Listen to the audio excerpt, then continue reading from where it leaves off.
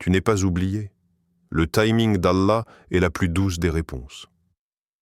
Assalamu alaykum wa rahmatullah wa barakatuh. Si tu écoutes ces paroles aujourd'hui, ce n'est pas un hasard. Peut-être que ton cœur est fatigué. Peut-être que tu t'es prosterné encore cette nuit en silence, espérant une réponse. Mais écoute-moi bien. Le silence d'Allah n'est jamais un oubli. Tu t'es déjà senti comme figé, immobile dans un monde qui ne cesse d'avancer?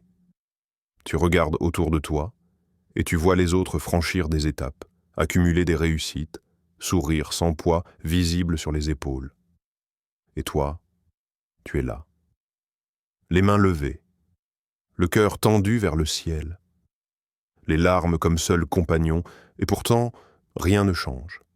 Tu t'es prosterné tard dans la nuit. Tu as murmuré chaque mot avec sincérité.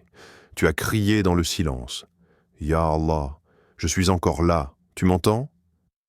Mais le ciel reste silencieux. Alors un doute s'insinue, silencieux lui aussi, presque honteux. Et si Allah ne m'écoutait plus? Mais écoute bien, et que ton âme entende, le silence d'Allah n'est pas une absence. Ce n'est pas une punition. C'est parfois une réponse déguisée en délai. Ce que tu appelles attente, c'est peut-être un rempart invisible contre une chose que tu n'aurais pas supportée. Ce que tu perçois comme un non, c'est peut-être un pas encore.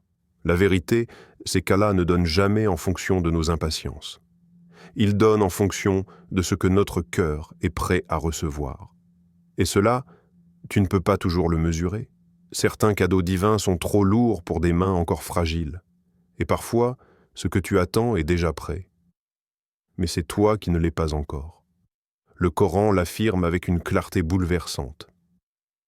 Il se peut que vous détestiez une chose alors qu'elle est un bien pour vous, et il se peut que vous aimiez une chose alors qu'elle est un mal pour vous. Allah sait, tandis que vous ne savez pas. Sourate Al-Baqarah, verset 216. Ce verset n'est pas une simple consolation, c'est une révélation, une mise à l'épreuve de ta confiance. Une manière pour Allah de te dire « Ne regarde pas ce que tu n'as pas, observe ce que je prépare. » Car chaque jour sans réponse est un jour de préparation. Chaque silence est un espace où ton âme grandit, où ta foi s'épure, où ton lien avec ton Seigneur se construit en profondeur. Ce n'est pas le moment de douter, c'est le moment de tenir. Tu n'es pas oublié, tu es en chemin, et bientôt, quand ton cœur sera prêt, ce que tu croyais perdu viendra frapper à ta porte avec la douceur d'un décret écrit pour toi seul. Il y a cette impatience en toi. Tu veux que la douleur cesse, que les choses se débloquent, que la lumière revienne. Tu appelles, tu espères, tu implores. Et pourtant, la réponse ne vient pas, ou pas comme tu l'imaginais. Mais as-tu déjà observé la terre en hiver? Gelée, silencieuse, stérile en apparence. Et pourtant, sous cette surface froide, la vie se prépare. Les racines s'enfoncent, le sol se régénère. La pluie n'est utile que si la terre a été retournée, remuée, ouverte. De la même manière, Allah remue ton cœur.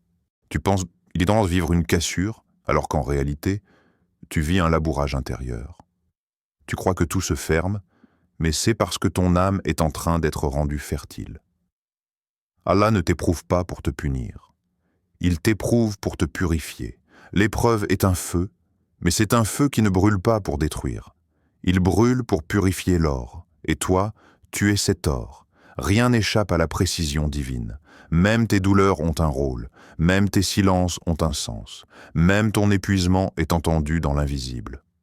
Le prophète Mohammed nous a révélé une vérité immense. Quand Allah aime un serviteur, il l'éprouve. Tirmidhi. Ce n'est pas une phrase à lire à la légère. C'est une porte d'acceptation. Un rappel que l'épreuve est une forme d'amour que l'on ne comprend qu'après l'avoir traversée. Tu demandes une sortie immédiate, mais Allah veut d'abord que tu comprennes pourquoi tu es entré dans cette difficulté. Il veut t'élever, pas juste te soulager. Et pour t'élever, il doit d'abord briser ce qui t'éloignait de lui, ton orgueil, tes attachements, tes illusions.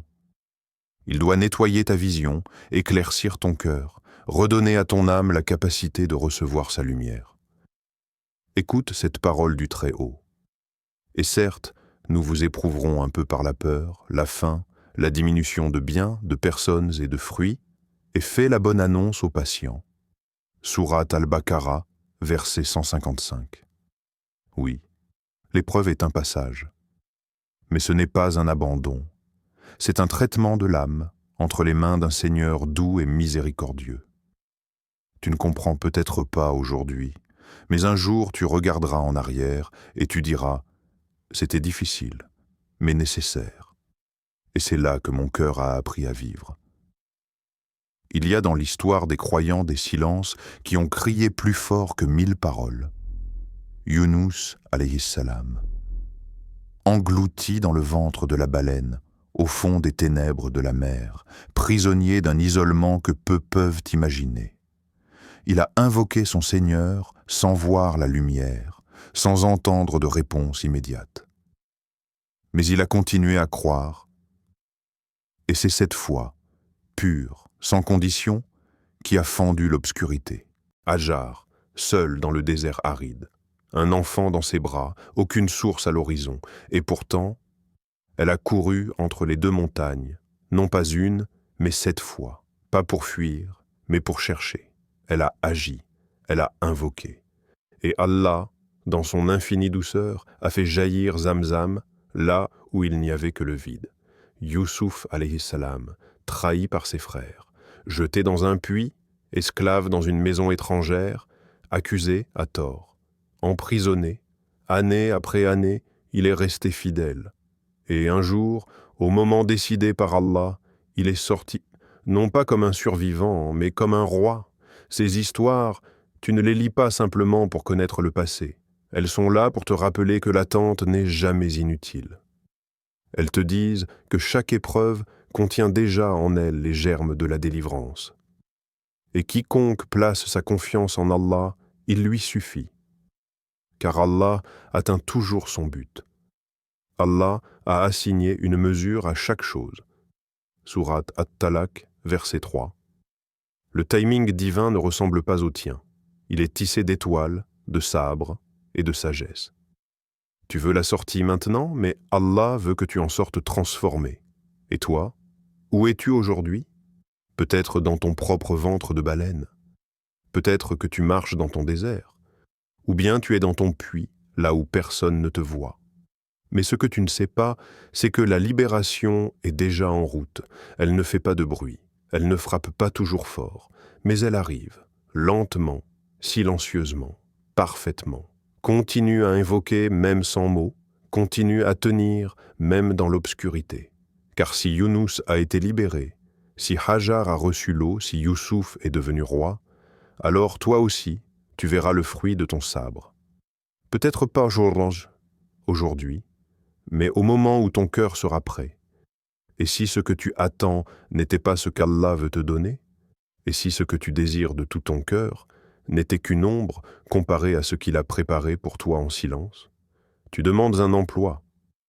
Mais Allah, lui, veut t'enseigner la reliance, pas la dépendance.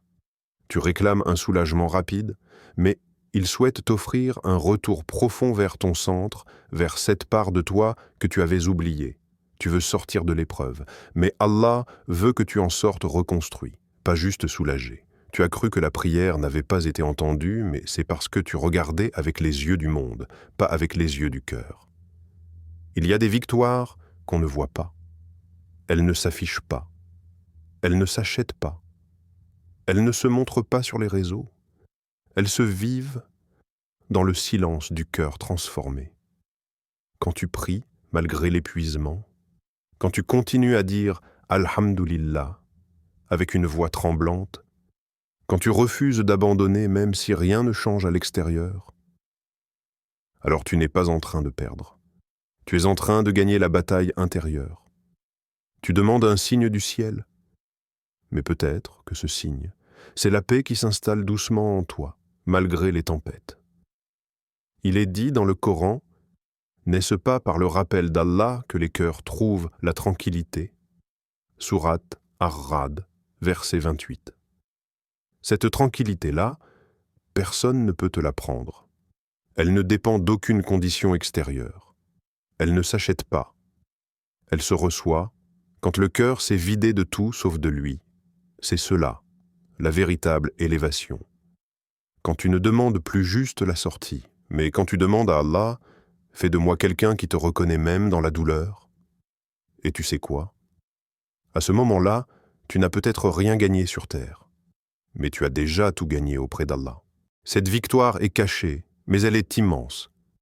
Elle ne remplit pas ton compte bancaire, mais elle remplit ton âme.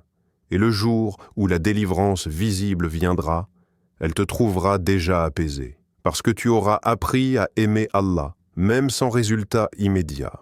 Et ça, c'est la plus noble des victoires. Une prière pour toi, mon frère, ma sœur, ya Allah. Tu entends les soupirs de celui qui n'a plus la force de parler. Tu vois les larmes de celle qui sourit devant les autres, mais pleure dans son sujoud. Tu connais les cœurs blessés, les âmes perdues, les prières silencieuses. Ya Rahman, accorde à ceux qui t'attendent la sérénité de ton souvenir.